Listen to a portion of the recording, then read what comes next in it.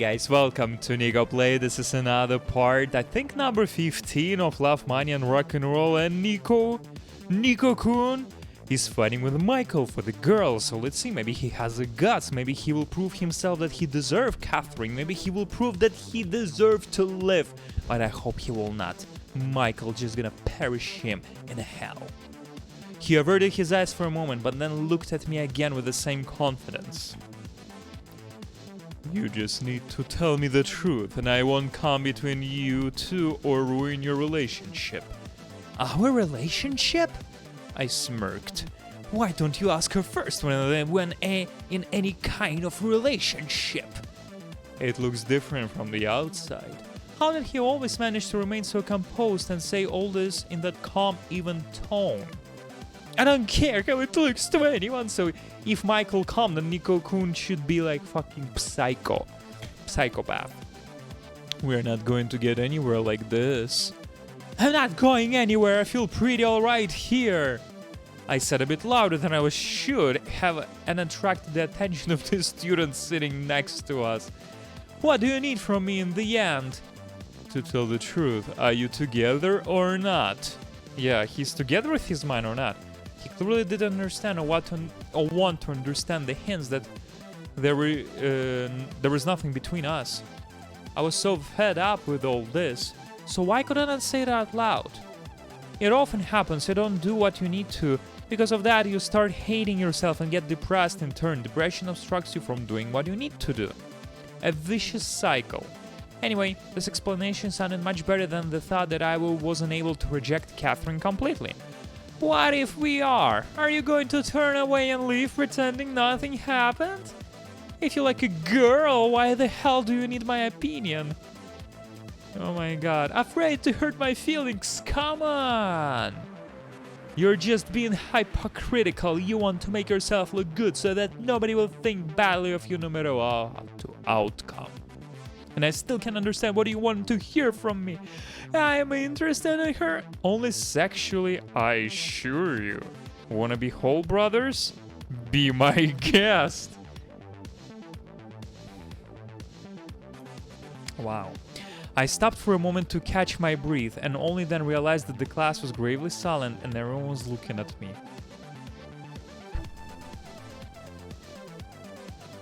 Catherine quickly stood up, packed up her bag, and left.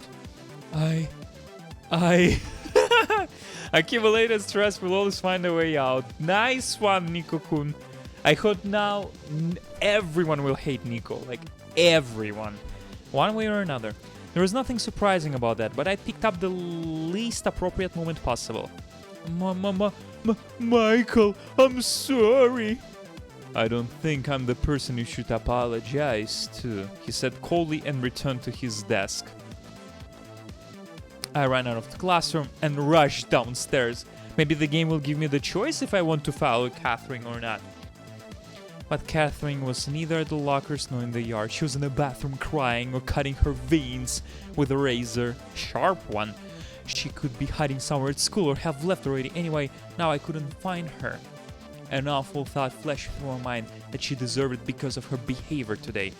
But what did she do wrong exactly? Make a tasty stew?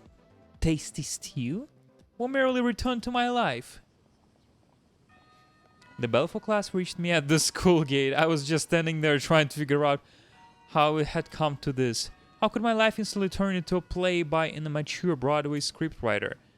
Why was this happening to me alone while other people were living their lives normally? Kuyosoki, Sai-chan, even Michael. I was ashamed to return to the classroom, but the idea of being alone with myself enticed me even less. Besides, mean looks and whispers behind my back would be a wonderful punishment for me. Oh, I thought I gonna have a choice like to return to home, go to class. Lowering my hat and mumbling something that sounded like an excuse, I entered the classroom and sat behind my desk. I couldn't say how my classmates reacted to me showing up, as I instantly stared into my notebook and tried to concentrate on the teacher's words. It's a great piece of advice. When you feel down, you should concentrate on work. Get distracted, so to say. Yeah, right.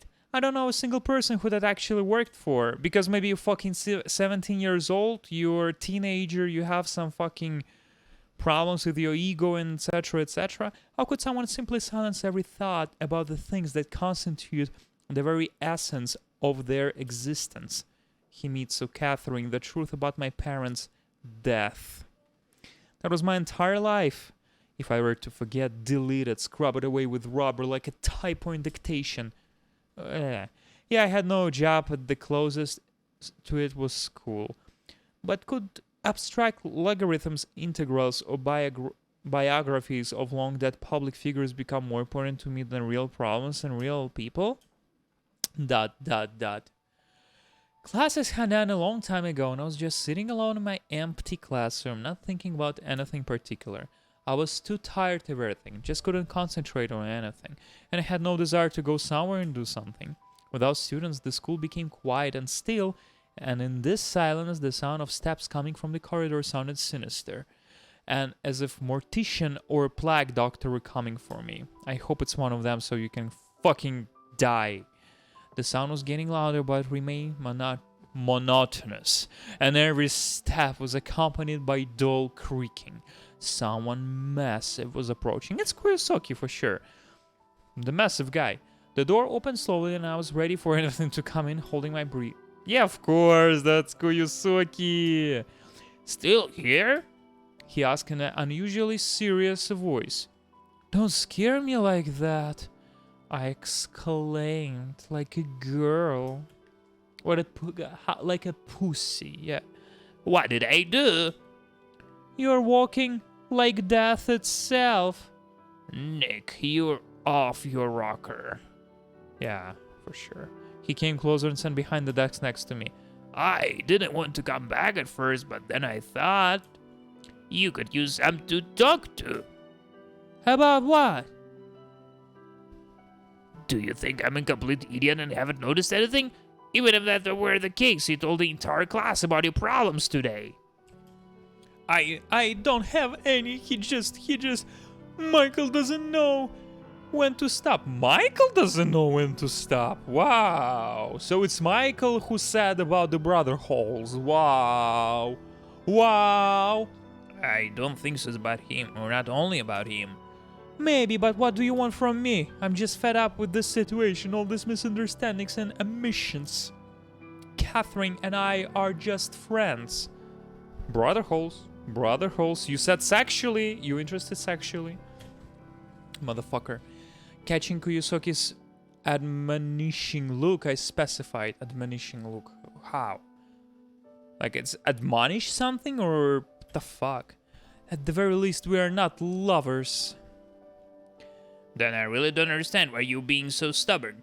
You always have Himitsu-chan. Nice. Always? I smirked sadly and gave him a look of contempt. It's not a game, you know, not some A or B choice. Are you sure? Maybe it is actually that easy and you just need to choose. What if he was right and I was wrong? Well, making a choice naturally wasn't easy, but it was definitely the right thing to do. And by avoiding giving Michael a straight answer, I was postponing my choice as hard as I could. What do you know? But I definitely couldn't confess that to Kuyosoki. Sometimes you should just look at the situation objectively and impartially. Hello, who are you and where is Kuyosoki? I shook him by the shoulders. Seriously?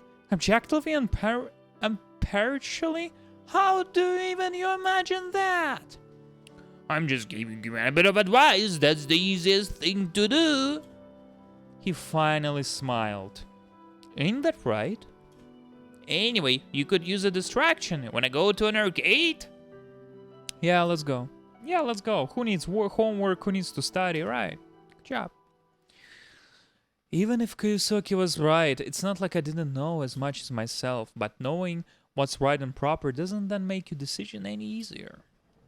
Yeah, that's very, very smart. We left the arcade when it was already dark.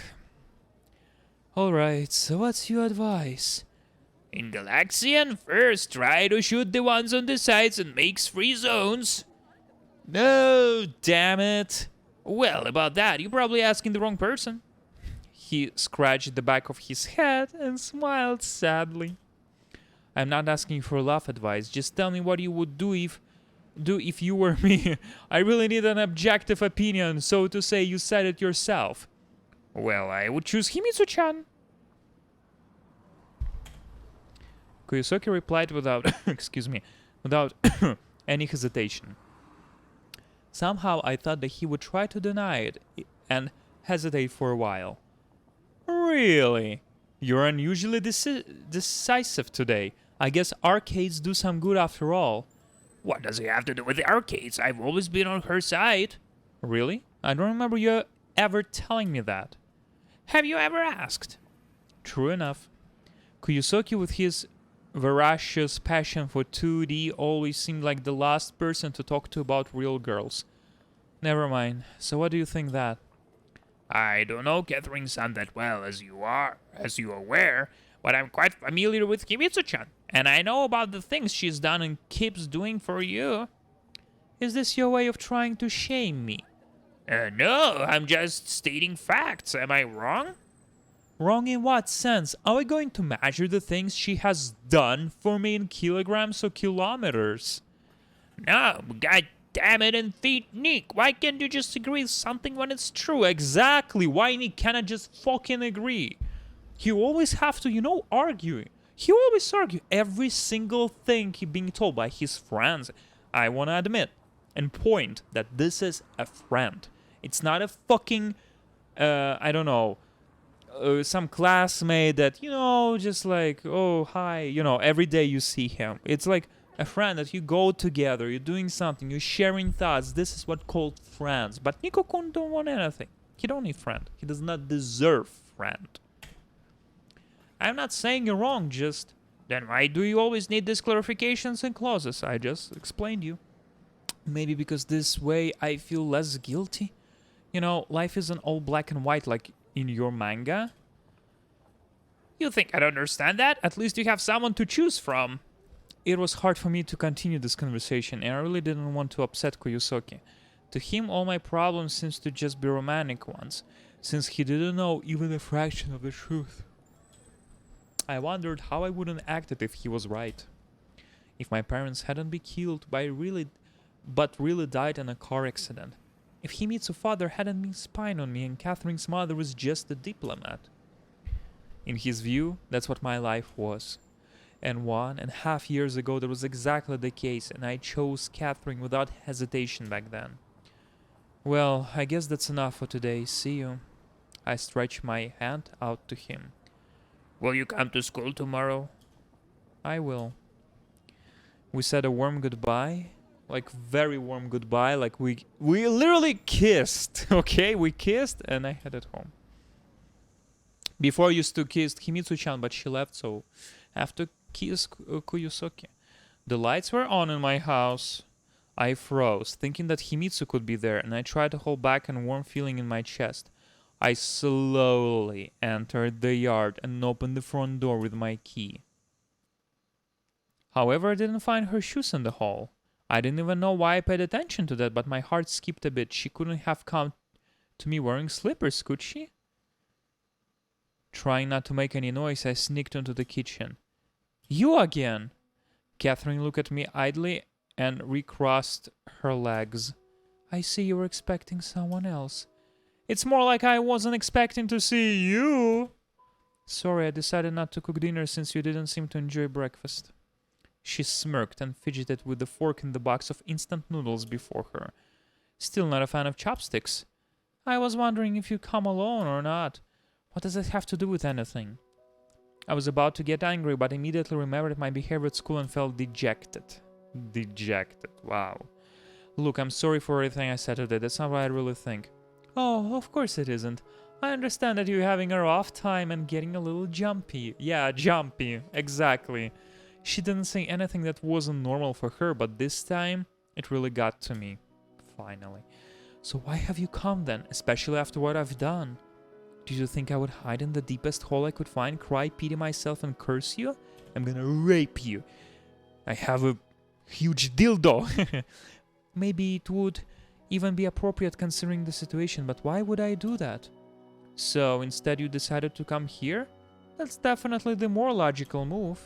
I approached the fridge to open it, but found nothing and just poured some tap water into glass. Yeah, let's let's just eat water.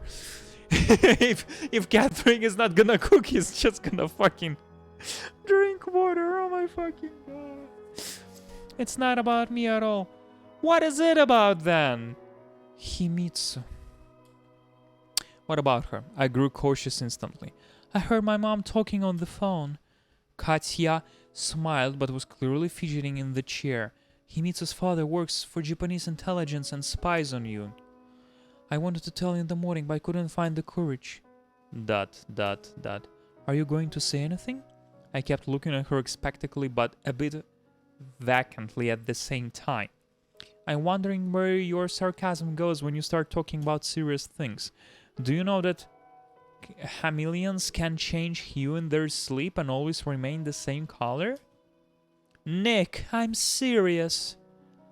Then maybe you'll tell me something I don't already know. So yeah. She stood up and came closer.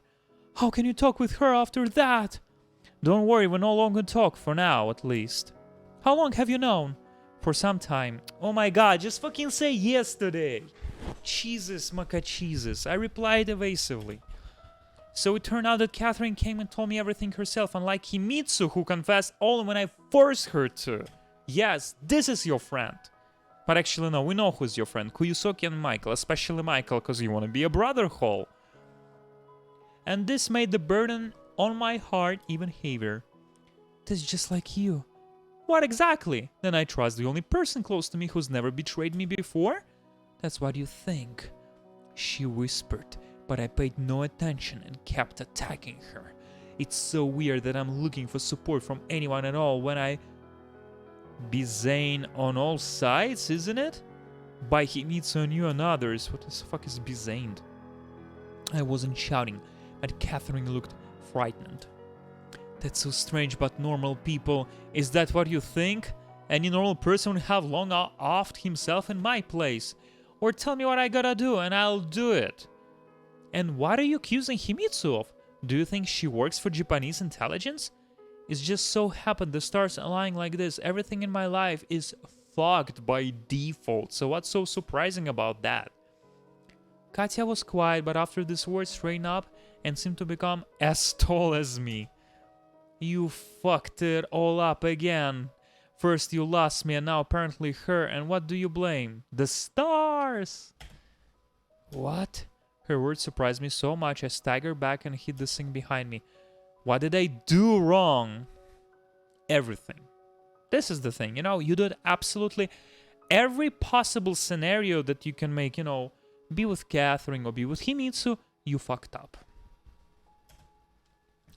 You always blame everyone else, me, Himitsu, others. What others? There's only two of us here, and Himitsu is the house across the street.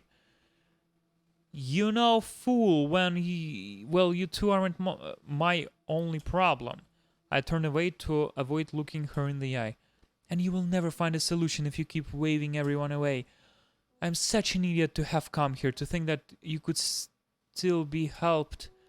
And now even when someone spits in your eye, you just say it's rain. Yes, I have a spit in my eye, it's just the rain. But I must say, you two deserve each other. I felt a strong need to say something, come up with an objection, but had no strength. I just gave up like a pussy. I felt as if her words had drained the last bits of my will to live.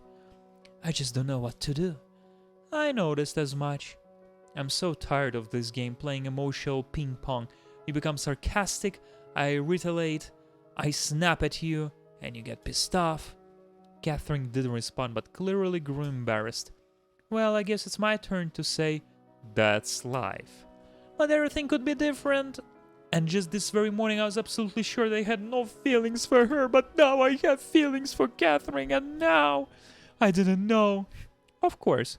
But it's not, and looking for someone to blame won't do any good. I'm not looking for anyone to blame, But thanks for telling me. Did your mom tell you anything else?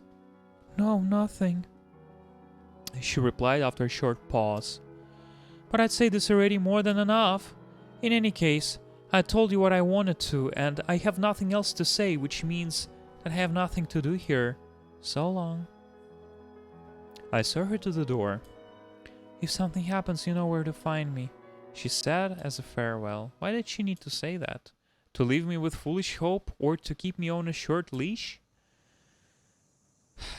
I looked out into the street and spent a long time staring at the light in Himitsu's room.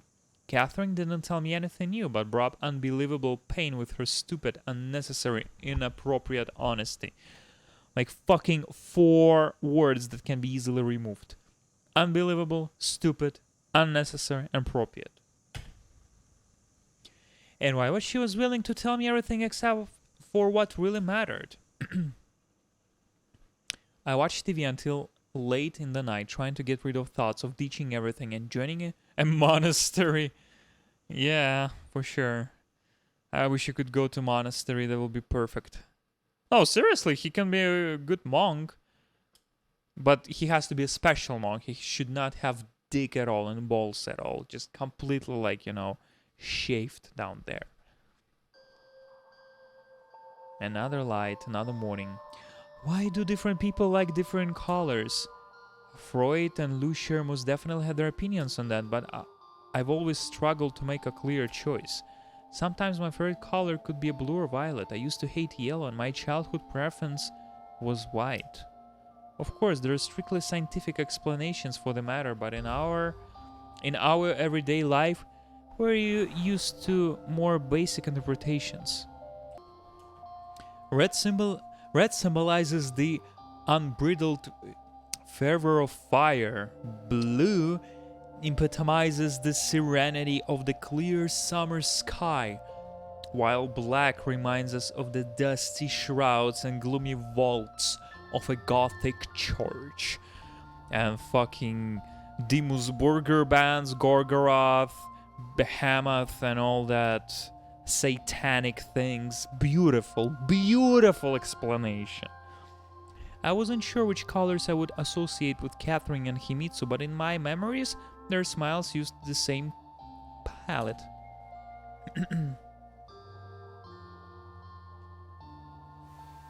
But the camera is... okay. The sound of the TV woke me up, and with some effort I blew my nose. The night wind had made it pretty stuffy.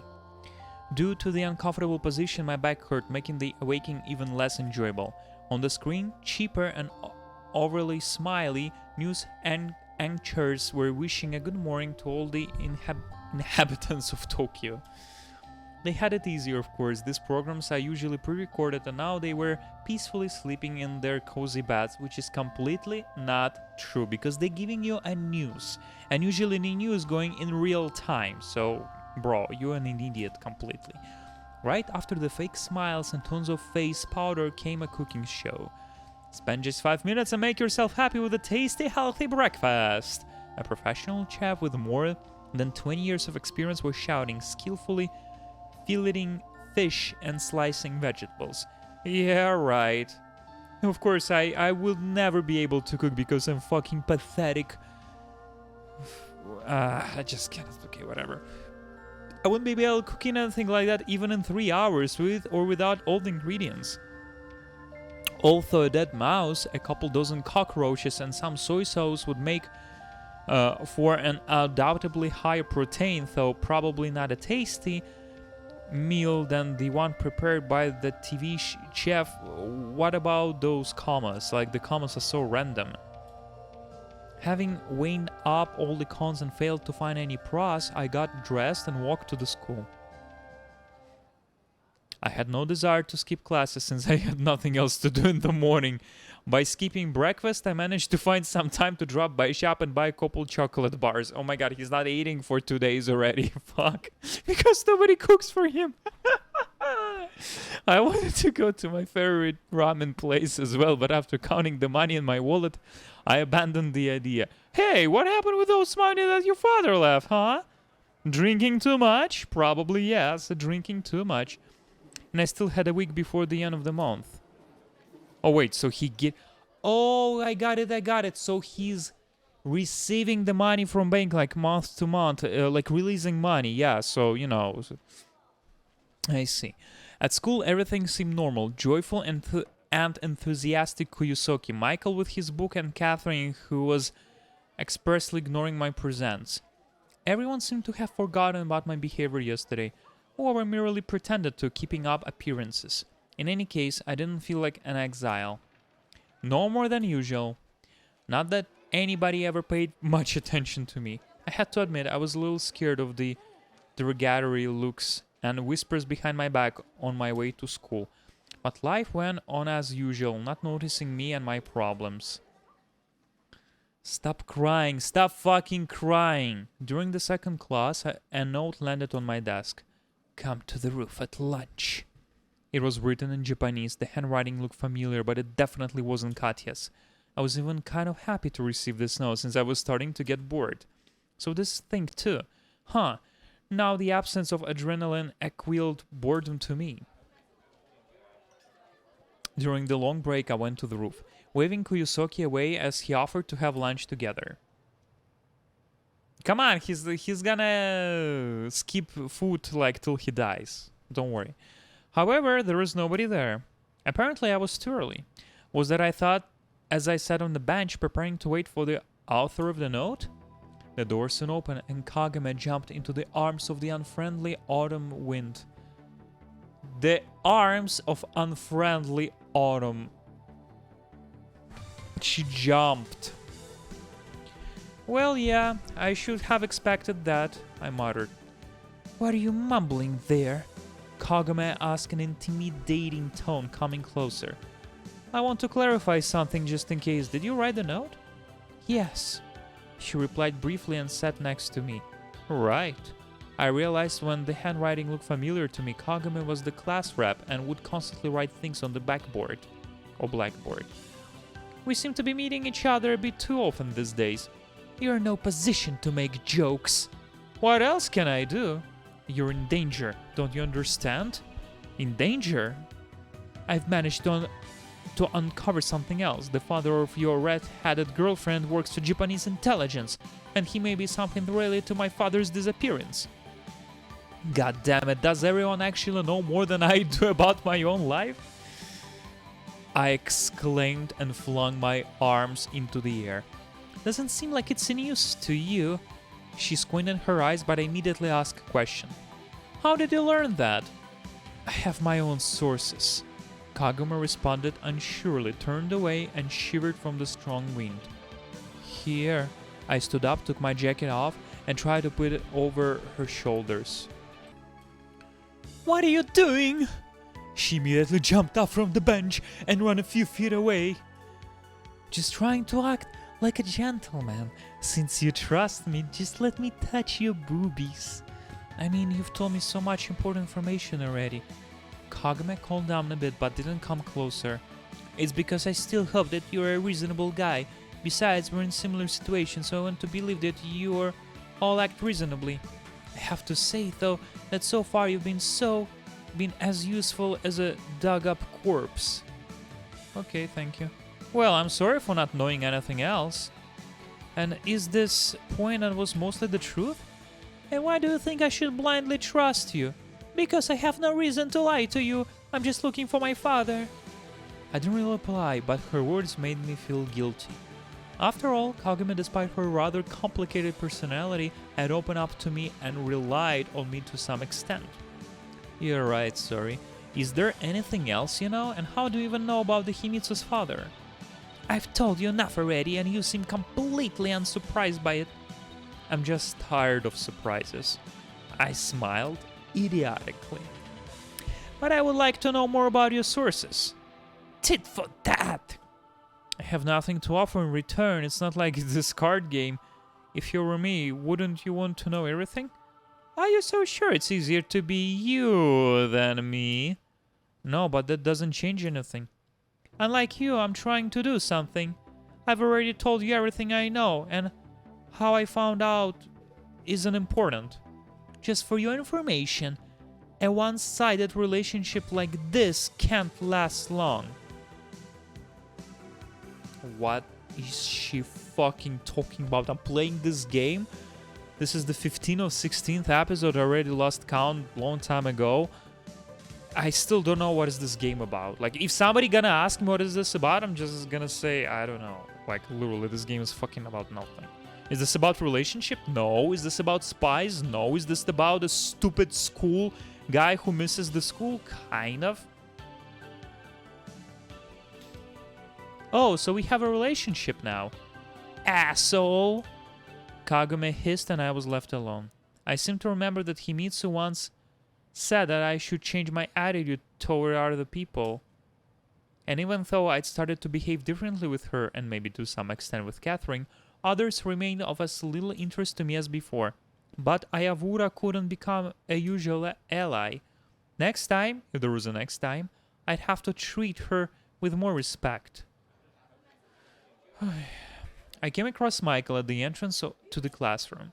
He looked at me coldly but said nothing. It's not like he had to say, again, mistake. No one would show it openly, but everyone, except probably Kuyosoki, considered me a social pariah. Or maybe I just become a persona non grata, since I'd never really tried to change my caste, deeming it impossible. Wow.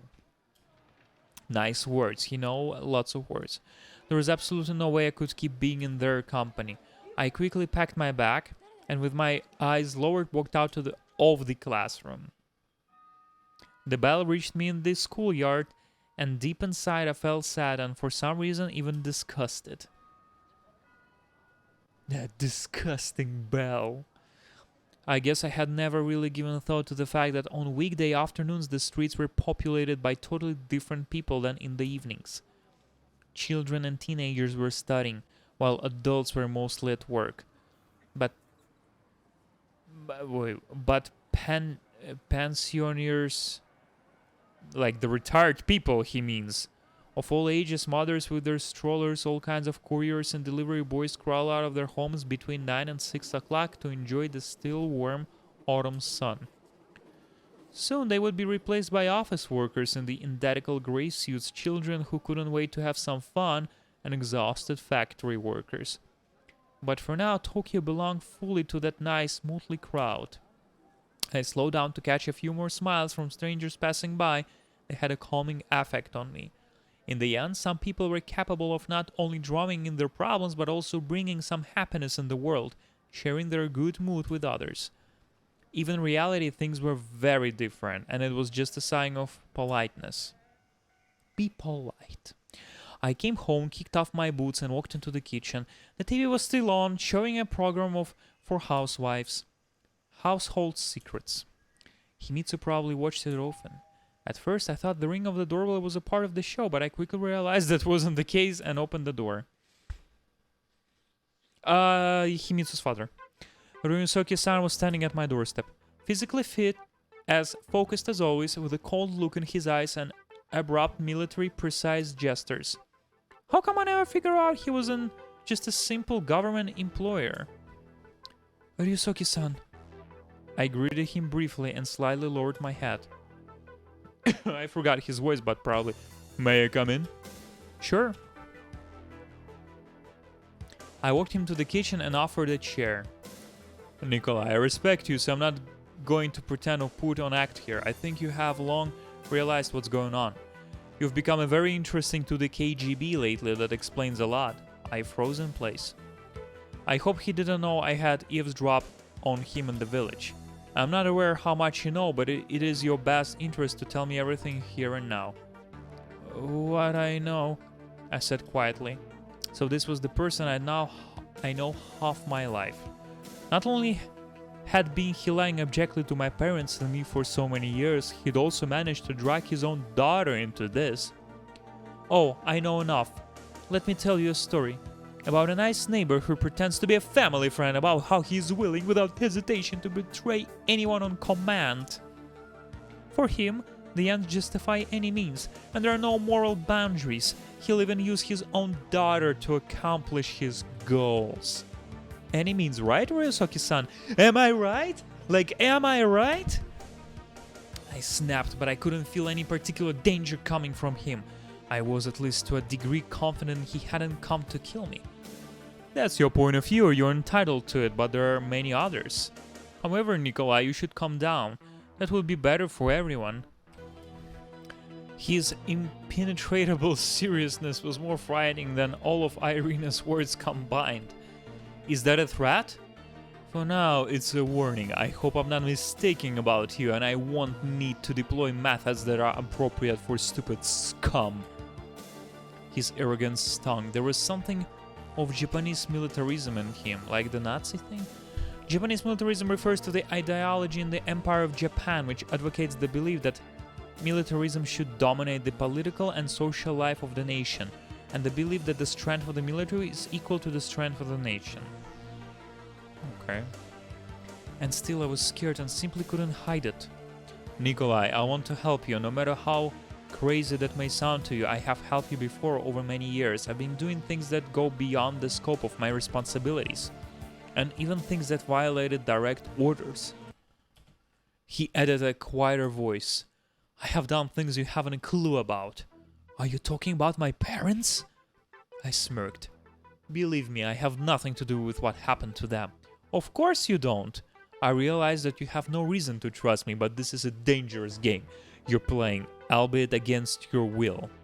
You must have realized already that there are many players in this game, so I will say once again, I have nothing to do with your parents' death. Himitsu's father seemed to speak genuinely, but I caught myself thinking that during the entire conversation his facial expression had barely changed. It doesn't matter what I think, right? Then why did you come here at all? Finally, he kneaded his brows and said quietly, I need to know everything you know. If I knew something, I'd gladly tell you. You have my word. I'm so fucking fed up with your game. I slapped my neck with palm, showing how fed I was exactly. Okay. So if I had the chance to do something that would make you all leave me be, I believe you, Nikolai. He interrupted me and suddenly smiled. And that's it? Yes, is there anything else you want to discuss? What happens now? To you? I don't know. However, you must realize that after everything that's happened, you better keep away from my daughter. Okay. How?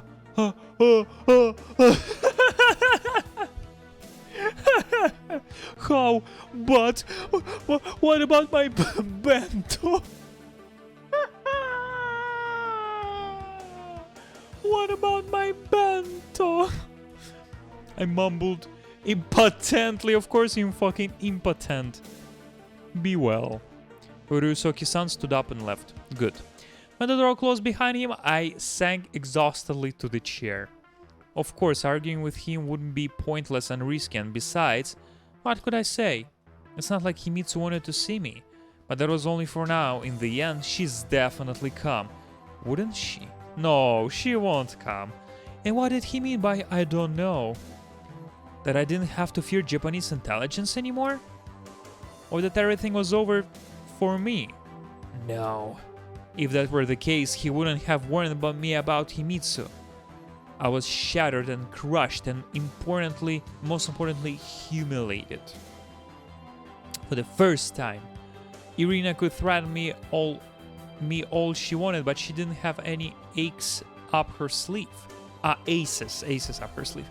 Ryusoki-san had Himitsu, and he played his card brilliantly, breaking my will and bringing me to knees in a couple of minutes.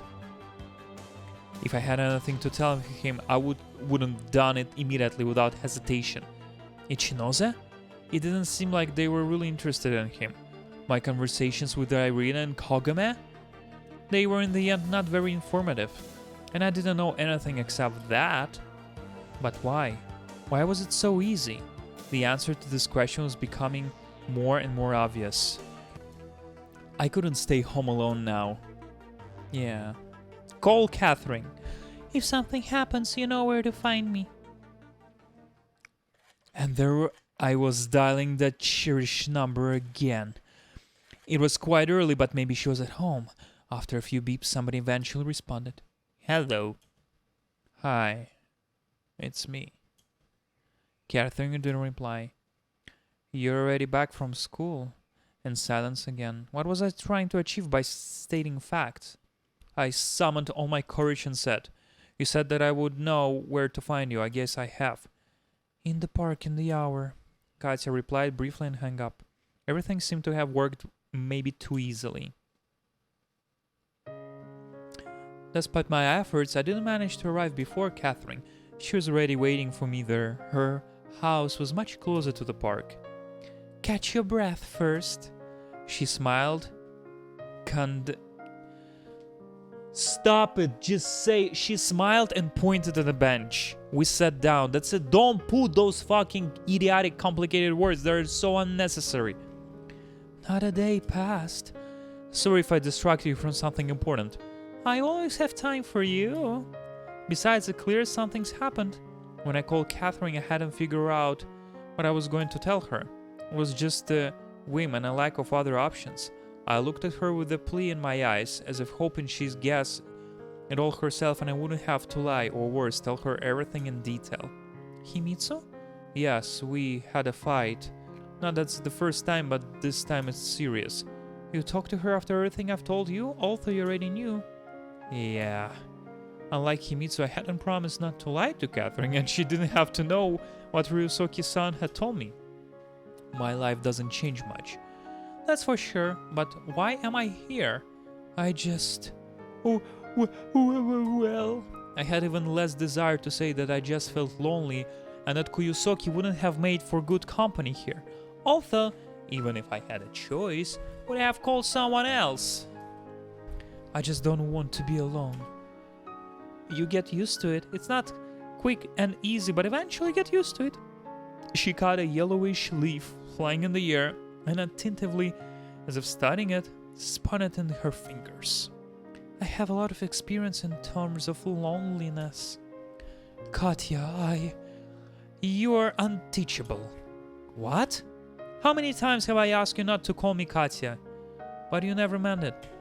See, that's your problem. You always think everything in life is a game. I don't think anything like that. And even if it's a game, it's not one you can win. Although I'm glad you called. Didn't think it would happen so soon.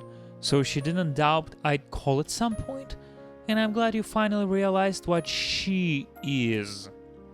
I replied nothing and lowered my head in order to avoid looking her in the eye. No, I partially agreed with Catherine's opinion on Himitsu, but there was still nothing I could do. Even if she hadn't known about her father's real job, even if she hadn't wanted to betray me or hide anything, all of this had happened already. And nothing could change the fact that she had been lying on me, even if not for long. I can understand why Himitsu treats you like she does, but you... What has she done to you? Catherine grew embarrassed and immediately tensed up. Isn't what she's done to you enough? Even if we're not together anymore, it doesn't mean that... She clicked her tongue and raised her voice even more. It's a pity that you don't realize it yourself. But I did. I understood that Himitsu was dedicating herself wholeheartedly to me, yet I couldn't forgive her for a single stupid mistake. And neither could I forget about the skeletons in her closet. If not hers, then her father's. The plates of the scales were swaying back and forth, and then there was Catherine, whose intentions I hadn't understood at all for a while now. Sometimes I felt ashamed for being so spineless. You have your circumstances. You've said as much too. Maybe I have. Catherine smiled sadly, torturing the poor leaf. Winter is coming. You like winter. Thank your surname. You know, I feel the same about all 4 seasons. What about Christmas, New Year's? What would you like to get as a gift from Santa Claus? A one-way ticket away from here. Oh my god, 1 ticket? Catherine tilted her head and her eyes flashed. Again, they're gonna discuss how bad to live in Japan and how good to go to fucking Kentucky or some shit.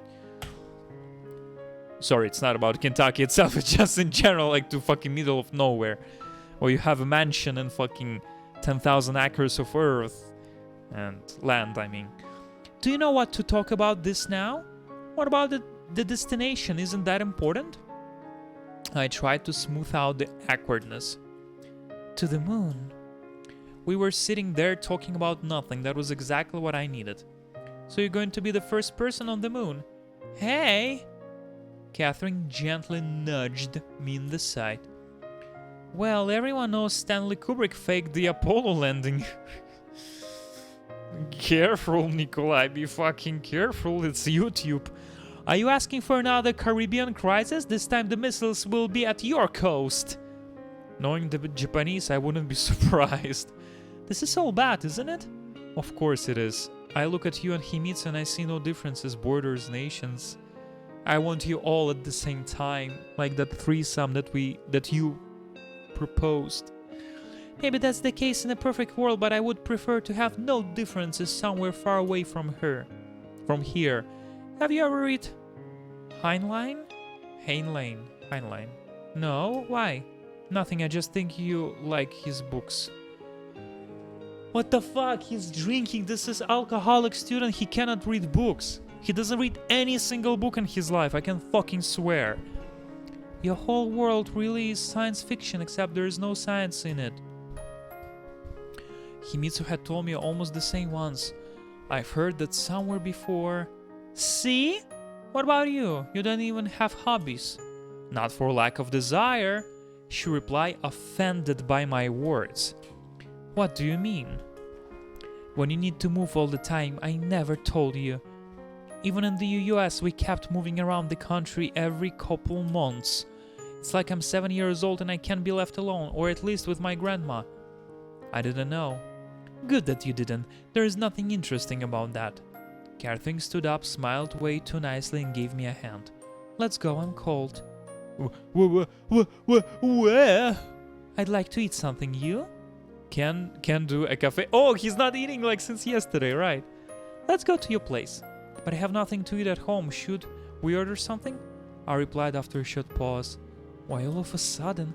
I'll cook. We just need to drop by a store on the way. Alright, let's go. Catherine spent a long time meticulously choosing groceries. I would sometimes go shopping with Himitsu and always thought of it as a routine, but now I was in awe. Catherine and I had known each other for a while, but what had we doing usually? Yeah, that and other dumb stuff that couples in love always do. Even now, little change, we were fighting and scolding each other, a rather trivial thing to do for two people who had feelings for each other. My relationships with Catherine and with Himitsu were as different from each other as a melodrama about school love and family sitcom. Besides, mere infatuation isn't enough. A really strong bond is formed through everyday, mundane moments. And it seemed as normal to me to do this with Himitsu as felt new with Catherine. However, there is not something else. At first, all this daily stuff with the person you love creates a misleading feeling of intimacy.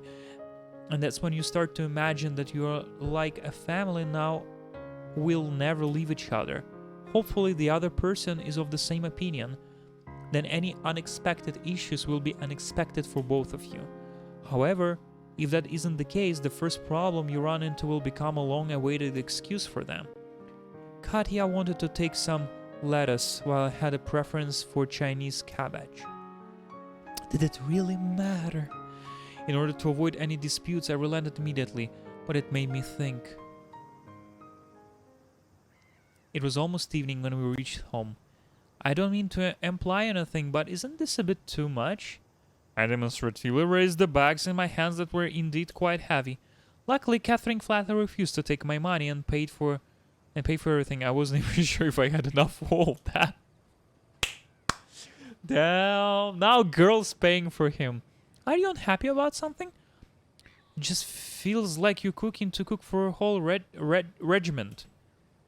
Maybe I am. She smiled mysteriously and entered the yard. Oh my god, please don't. All those threesome jokes are just jokes.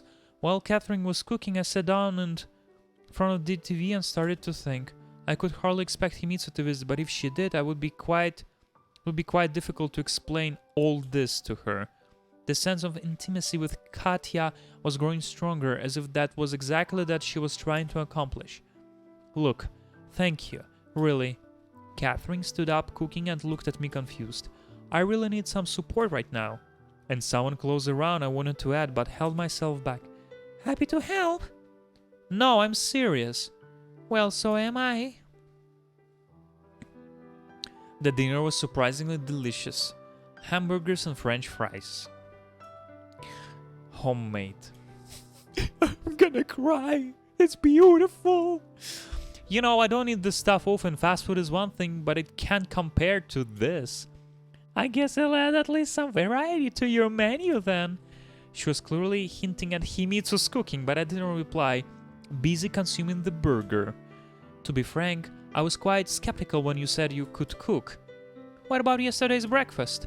Well, sometimes even pigs fly.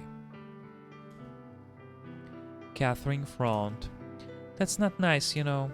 And I thought that it sounded quite like her and in the spirit of our recent conversations. Sorry. Luckily for you, you won't have to eat it all the time. I think Himitsu will soon. She didn't finish the phrase and suddenly quickly looked at the clock. Late for something? I needed to call my mom. The question why was on the tip of my tongue, but I restrained myself. Go ahead, you know where the phone is. Catherine talked quietly and I was really trying to listen. At the moment I was more concerned with how to act with her going forward. Sorry that took so long. It was maybe a couple minutes. No worries. She looked a bit anxious. Is everything alright? Stupid questions, but do people always ask it? And most importantly, what answer do you expect to hear? I know what you mean, gets to me too, just a habit. I smiled apologetically. Let me wash the dishes. She started to hectically collect the dishes from the table. Well, okay. I returned to the TV and Catherine started to wash dishes, doing it very slowly, deliberately slowly. Like, so slowly that it was deliberate. What's on TV? Eventually she finished and sat next to me. Dangerously close. Just some garbage, like you. Just garbage like you, Katya. But Katya was a rather straightforward girl and usually preferred to talk directly rather than trouble herself with hints. I, on the other hand, knew that in such situation I was fully at her mercy. If she moved any closer... I'll be right back. I stood up and walked to the kitchen without looking back. If not for Himitsu, how would I be acting right now if we hadn't fought? And what would I have done a week or two ago? Apparently, I wouldn't have had any qualms of conscience, and that was exactly what was stopping me at this moment. What do we really fear the most? To be caught with a lover in bed? Or that our own sense of guilt will always be there, making itself known when we look into the eyes of the person we love? The funniest thing was that I felt guilty toward Himitsu even though we formally weren't in any kind of relationship. And now she wasn't talking to me at all. My dignity rebelled at last. I stopped by the toilet for show, then immediately returned to the TV. Wait, I stopped by the toilet for show? Then immediately returned to the TV? What the fuck? There was some sort of animal show on the screen. I don't understand anything, not a word. Katya said, merely staring at the screen. What do you mean? Well, they use special terms, names. Well, yeah, I guess you don't know them in English either. A little bird with a giant red cap was sitting on a bench, looking important. Maybe. It's quite late already. For what? Shouldn't you go home? No. Catherine turned to me and smiled meaningfully. Are you kicking me out? It's just that your hints... I'm not trying to hint at anything. You can make a bed in this room. I've already warned my mom. Damn. So that's why she was calling her mother. Why didn't it take me until now to notice that she was in her school uniform? Katya, was it this all about? I'm just tired and feel too lazy to go home. No more than that, it's just you saying hidden meanings and everything. I looked at the clock. It wasn't that late. If this is another game or joke of yours, if I wanted something I wouldn't told you. I guess she was right about that. Well, it's your call. She wants to fucking sleep with you and just... I was lying on my bed and couldn't close my eyes. Mostly because of the fact that Catherine was sleeping in the other room. Oh, was she? She could easily come in the middle of the night and lie next to me. Oh my god, she's gonna lie next to me. Oh, close the door, barricade the door. Yes, she get cold or scared or lonely. She would find a reason, come up with an excuse, and in the morning I would end up the one to blame anyway. But even more than that, I was terrified by my own desires. I would never call myself a masochist, but in our relationship she was definitely the sadist. The silence of the night felt oppressive. I walked through the house trying to avoid the kitchen and closed all the doors from the inside. God spare me if Himitsu decided to come in the morning. Having locked and deadbolted all the doors, I finally managed to fall asleep. And nothing happened, right? And it will be next morning. Holy fuck. Yes, it's next morning. Holy fuck, nothing happened during the night. The 24th. September 24th.